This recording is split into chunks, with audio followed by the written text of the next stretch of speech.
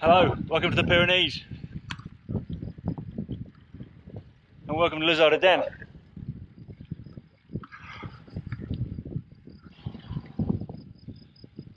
It's early June. I'm up here for a training session.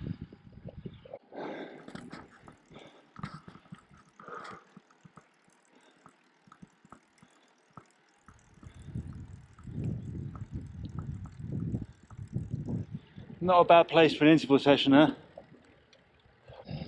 A few days ago I was up here on a very different sort of day and did my third test, tracking my progress. So 2 months in, baseline, then 1 month in, and then this test, marking 2 months of training.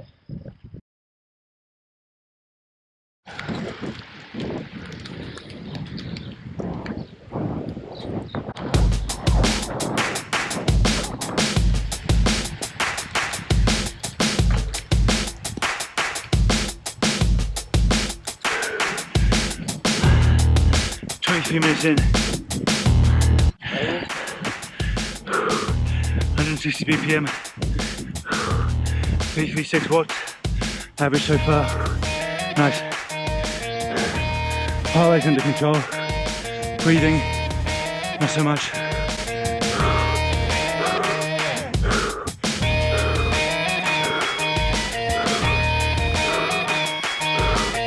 See how it goes.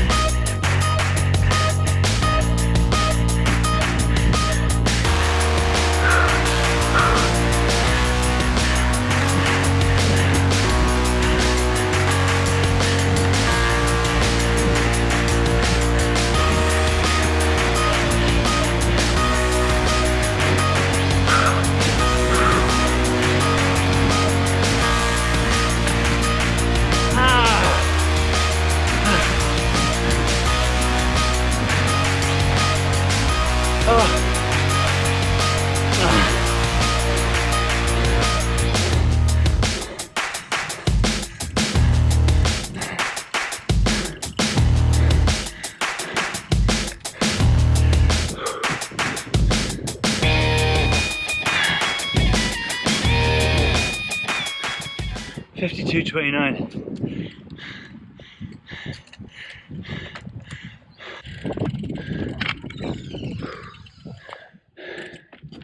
It's amazing how many kilometers you can see from the top of Luz Ardiden.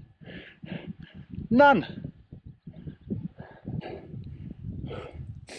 Had loads of great weather, and then just today it was lashing down and I couldn't delay the test because I tapered for it, made sure I had really good sleep, sort of cleared my schedule for today, and then by the time it was actually raining at the house, I had a load of caffeine, so basically it was go time.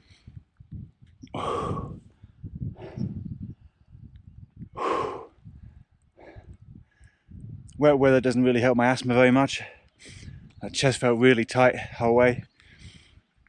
It felt like my breathing was the limit a bit more than my legs.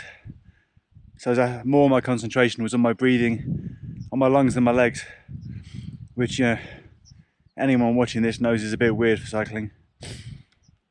That's how it goes sometimes when my asthma doesn't play ball. I'm not making massive excuses, it wasn't too big a problem. Still did good power, but it felt like my heart rate was sort of kept down by maybe 5 beats the whole way.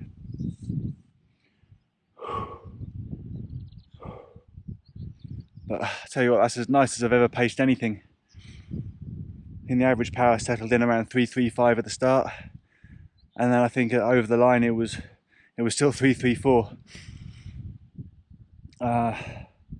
So it was just like metronomic the whole way, and yeah, you saw I couldn't get anything more out at the end. Oh man, it's raining. It's time to get out of here. I went 7 minutes and 6 seconds faster, which is almost as big a gain as the first month. I produced an extra 38 watts. So I did the climb at 333 watts to 295 last month, which is an even bigger power gain than the first month, which surprised me. On the day, I was only 1.5 kilos lighter than the previous test, which was annoying.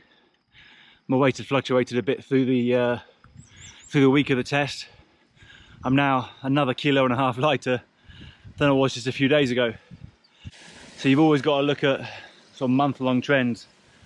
Over the course of a month, I'm 3 kilos lighter. I'm now 8 kilos lighter than when I started training again. So that's all good. But it did mean that, yeah, there's a bit left on the table for the test because I wasn't as light as I could have been. That's fine. It meant this test wasn't so quick. It's basically some easy gains for the next test because I'm still confident that the weight's going to come down.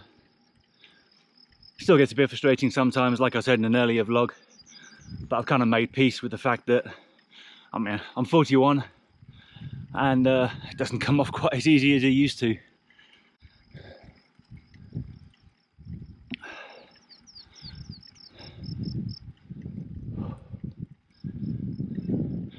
So today I was doing 3 lots of 16 minutes, split intervals, so 8 minutes at 75 RPM or so, then the second 8 minutes, similar power, top of zone 3, low zone 4, which is now around 300 watts, which is what my FTP was a month ago. And yeah, the second 8 minutes at a faster cadence, because I did the session on Luz Ardiden because I wanted to get some footage up here today. I couldn't really hold 95 RPM because I'm still nowhere near fit enough to spin even a 34-28 gear that quickly while climbing. But it's a good solid effort, and yeah, it's nice to be able to do 300 watts now and it feel controlled. I am tired today though, not at all fresh. But who cares when you've got a view like this?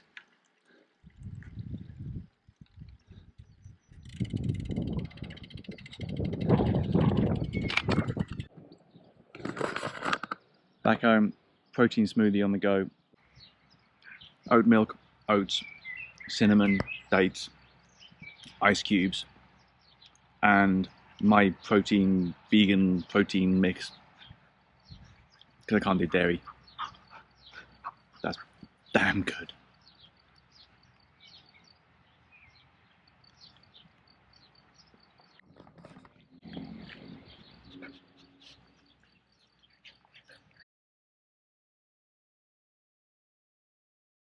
A really interesting and revealing fact that I noticed while putting this vlog together was that my power for this test, 333 watts, was exactly the same as my power for my PB effort, my best time up Luz Ardiden that I set last year, which is still 4.5 minutes faster than what I've just done. That clearly indicates that, give or take a handful of seconds for conditions, etc., that 4.5 minute difference lies in the 6 kilos difference in my weight between when I set that time last year and when I just did this test. That's really encouraging for a couple of reasons. One, I'm still confident that I can get my weight back down to that level, even though it's harder with every year. And two, there's not so much more power to come. I set the goal at the start of this test to add 100 watts to where my FTP was untrained, to get it back to 360, which is, give or take a few watts, about where I think my limit is, my ceiling, the maximum of my potential. I've never got it over that. Having just done 333 watts, that leaves 27 watts pretty much of headroom. I'm confident I can get to 360 for this climb. I'm not confident I can get more than a handful of watts more than that. So I think to reach the goal time I set of 44 minutes, 4 minutes quicker than my PB, a bit punchy. I mean, there was no sandbagging here. I didn't set myself a soft goal, and I didn't go soft at all on the first test when I rode up in an hour and 8 minutes and change, and set the goal of going about 25 minutes faster. So that's why it's interesting to try and do it. This is not an open goal. So to try and hit that goal of 44 minutes, to go 8.5 minutes faster than what I've just done, is going to take all of the weight loss to get all of the power back. It's going to require a really good day when I feel tip top, tapered, caffeinated, fresh, asthma on my side, playing ball, nice conditions, and to hit that time, I'm going to have to really optimize the bike as well.